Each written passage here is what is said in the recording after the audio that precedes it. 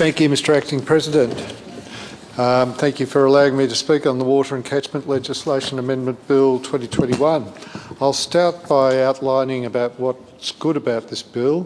One of our party, Sustainable Australia's key water policies, is to get better sustainable management of our water security, including through lower wastage and fairer water rights and responsibilities.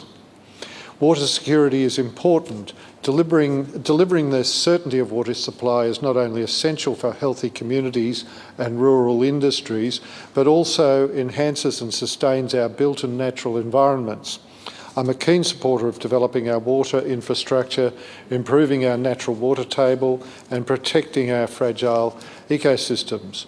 Water is the essence of life, and there's no doubt we need to see an improvement both in the condition of our rivers and the supply of our water system. No doubt everyone in this chamber knows of the failures we have experienced in the Murray-Darling ecosystem and seeks a better outcome for this region, and that view is shared amongst every Victorian urban and rural supply channel. I'm told that in general, irrigators across Victoria support the water registry part of this bill. The legislation is beneficial in that it allows for greater transparency on water ownership and trading, and the Victorian Water Registry is a welcome inclusion. I note the opposition's comments in the Assembly about the need for privacy, and I hope the government will observe protections for people's private information. But with a good bill seems to come the flaws. A power-hungry government who seizes the opportunity to control yet another entity. The amendments in this bill abolishes the Victorian Catchment Management Council, a uniquely placed independent authority under the current Catchment and Land Protection Act 1994, whose function is to provide advice on matters relating to catchment management throughout the state. The authority provided advice on the condition of land and water resources throughout the state, on priorities for research. It aimed to encourage community participation and promote community awareness relating to land and water resources. It also provided 5-yearly reports on the condition and management of our land and water, a holistic statewide report capturing all 10 catchment management regions.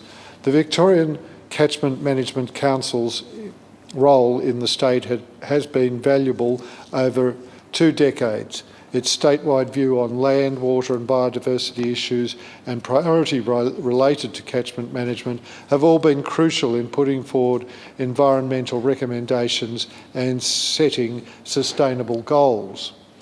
You only have to look at some of the current annual reports to see their important place in not only protecting but enhancing our flora and fauna. They've supported statewide programs like improving fish populations in the Ramsar-listed Barwon wetlands, removing pests to help orange-bellied parrots, coordinating statewide bushfire recovery programs and restoring waterways around the Merry River and wildlife corridors at Jackson's Creek for populations of platypus. The Council has played an important role in land care, supporting and coordinating nearly 1 million hectares of pest, plant and animal controls and more than 3,500 hectares of vegetation restoration in just the last year. The Victorian Catchment Management Council has a role in the management of the 10 catchment authorities and has responded to emerging regional issues to develop a statewide position. It's provided the opportunity for the different regions to contribute to policy on a wider strategic level.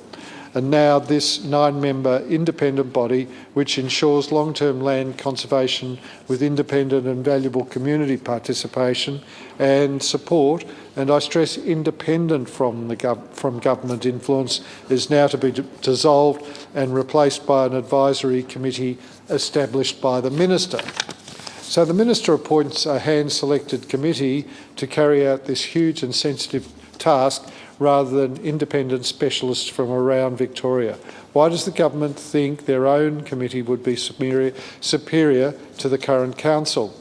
It seems that once again the government thinks they know better than independent local authorities and seeks to impose its own agenda. The government says that the management authorities will now report to the Ministers' Committee, but we know that with this government, this means closed doors and a lack of transparent decision-making. Why do we want less independent monitoring and reporting on the environment? Is it because the Council's not always been complimentary when discussing government inaction on environmental policy? Is it because the government has failed to recognise the recommendations and targets proposed by the Council 5 years ago? Is it because the 2018 State of the Environment report showed 21 out of 35 indicators ranked outcomes for biodiversity as poor? Is it because the Council has taken the initiative and embarked on regional climate change adaptation planning? Is it a coincidence that government is seeking to abolish the Council before its next report, which is due to be handed down next year in the middle of an election year? We know that government policy is failing the environment. We know that we're in the midst of a mass species extinction and a climate crisis. Why is the government putting environmental policy last on every list?